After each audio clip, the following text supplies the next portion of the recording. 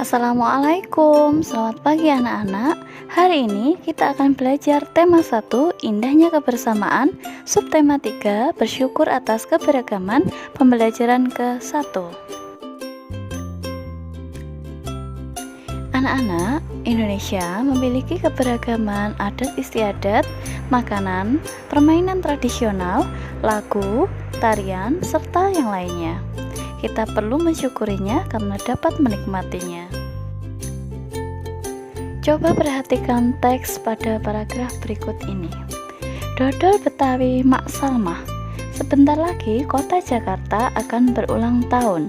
Seperti tahun-tahun sebelumnya, Mak Salmah menerima banyak pesanan. Mak Salmah adalah pembuat dodol tradisional Betawi di kampungnya. Biasanya ketika menyambut ulang tahun kota Jakarta, banyak pertokoan yang mengadakan festival Betawi. Makanan Betawi menjadi jajanan di festival. Kerak telur, bir peletok, dan dodol Betawi menjadi primadona makanan dalam menyambut Dirgahayu kota Jakarta. Anak-anak, inti dari paragraf pertama ini adalah bahwa kota Jakarta akan berulang tahun. Sudah sejak seminggu yang lalu, Mak Salmah bekerja keras. Ia dan beberapa ibu-ibu tetangganya membuat adonan dodol. Ketan, gula merah, gula pasir, dan santan dicampur menjadi satu. Membuat dodol Betawi membutuhkan kerjasama. Tidak hanya perempuan, laki-laki pun terlibat dalam pembuatannya.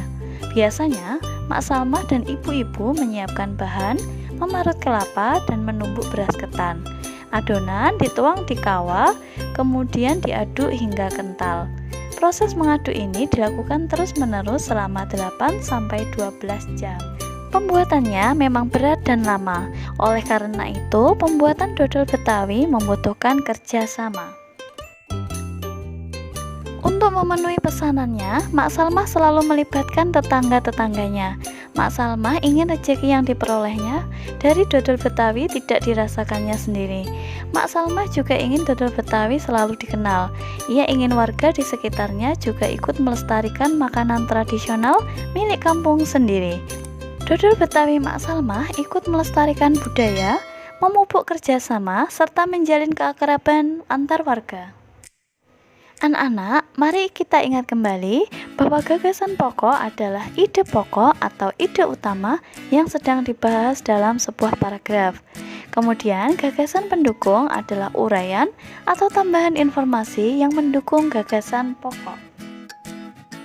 Gagasan pokok pada paragraf pertama dari kalimat di atas adalah Jakarta berulang tahun. Kemudian gagasan pendukungnya banyak pesanan, pembuat dodol, festival Betawi, dan jajanan Betawi. Kemudian paragraf kedua anak-anak, gagasan utamanya adalah Mak Salmah bekerja keras. Kemudian gagasan pendukungnya adalah membuat adonan dodol, membutuhkan kerjasama. Paragraf ketiga, gagasan utama adalah dodol Betawi Mak Salmah. Kemudian gagasan pendukungnya adalah membuat dodol Betawi melibatkan tetangga.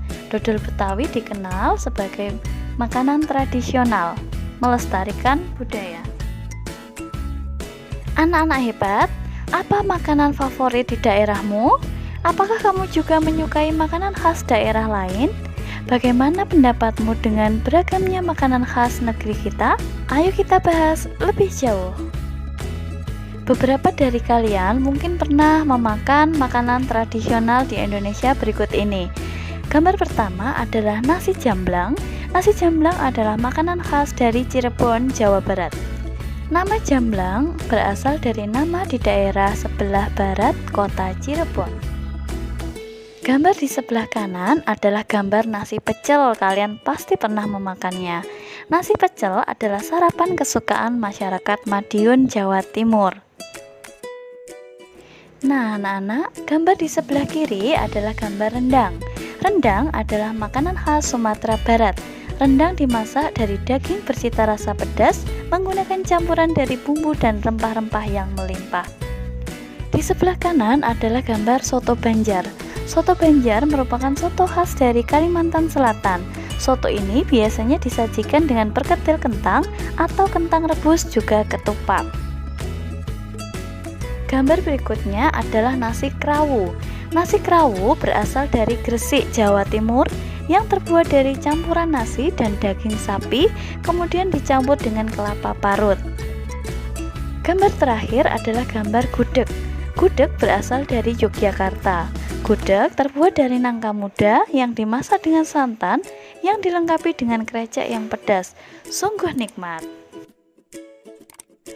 Anak-anak hebat, di beberapa daerah, makanan tradisional biasanya ditawarkan penjual dengan berkeliling kampung.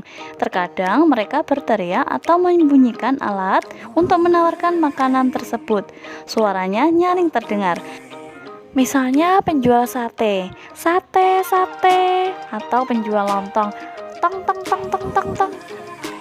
Bisa juga dengan membunyikan mangkok yang dipukul dengan sendok, ting, ting, ting, ting, ting, ting. Kemudian kalian berlari untuk membelinya.